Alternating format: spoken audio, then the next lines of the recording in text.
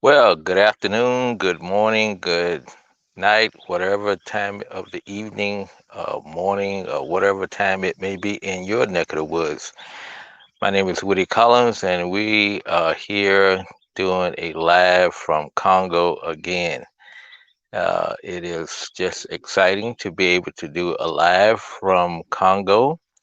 I'm sitting out in the yard at the house, our home base in Lodja, and I decided to just do a live again to see if it happens. It's been about 2 weeks since I did the last one, and I just thankful. We did about 4 wells.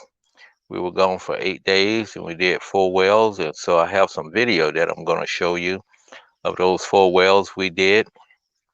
They were two in Tshumbe, kind of larger town, and that's where our home base will be. And you will see some of the pictures of our encampment at behind a church. And then we also had two outside in some smaller villages. So today I'm going to show you that and let you take a look at it. And hopefully that you have any questions or comments, please drop them in. But it was a good, productive week. We were gone, like I say, for 8 days, and was out in the bush.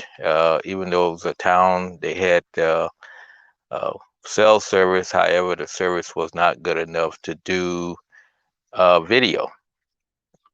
So I couldn't do any live streams or anything. I couldn't even really post any pictures. So anyway, let's go ahead and show you that, and I'll talk over the top of it as we kind of watch through that.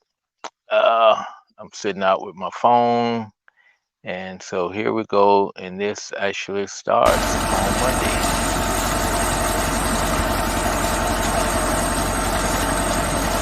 This is where we're finishing up our first well, and where you see that water's bud coming up out there, it's where when you start putting the gravel pipe down around the filter out sand and stuff, that's where you actually it pushes the water back up through the screen, and from the screen it comes out of the top. So that typically happens, and sometimes it looks like it's coming up.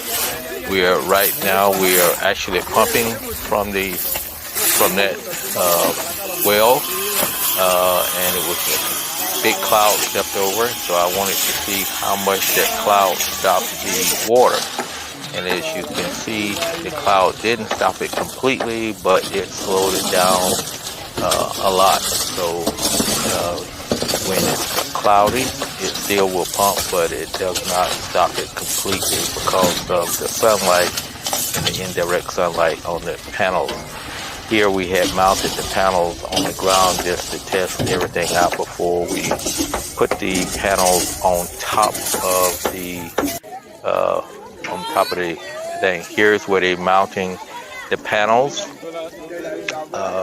That's the rack that the panels will fit on top of, and so they will. They made the stand on the bottom, and that's the panels will go on, and it will go. They push that up to the top, and they nail it into place, and they nail it at an angle about 5 degrees because we're right on the equator, and so it's not that much of a tilt that you want to put the panels on, just enough to be pointing a little bit, and more importantly, by putting it that way, it will allow when it rains, the rain will hopefully wash off the dust or anything that gets on there. But as you see, that's probably one of the harder things they have to do. This stand, they haven't put the tank up. They have just mounted the uh, put the footers in. They haven't put the footers in permanently yet. There's no cement on them. It's just down in the ground, and then they will mix up some cement. You'll see that shortly, where they're actually mixing cement and actually putting it up in the air. And as you saw at the first beginning, in this village, we were greeted by some native people. They were doing that was the leopard's dance with the drum made out of wood. It was actually made out of wood. I thought it was actually a leather type, but it was actually made out of wood. So I decided to use that as my countdown timer, and I'll maybe run that again before the end and let you see that. I don't know why it took such a long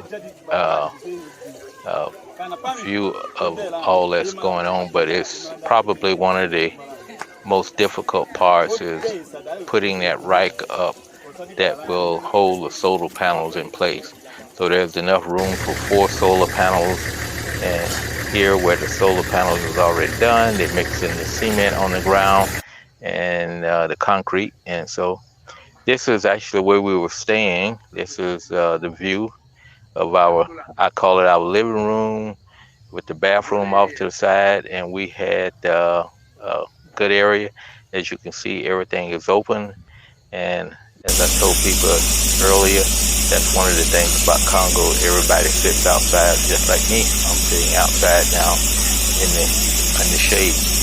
This is that well. I think the video got out of sequence. This is another well here where we're drilling, starting to drill, where we're pumping it out. And then this is a second well that we did. Actually, this is the third one that we did this week. I have a lot of pictures that I didn't put into this, but I'll put those in.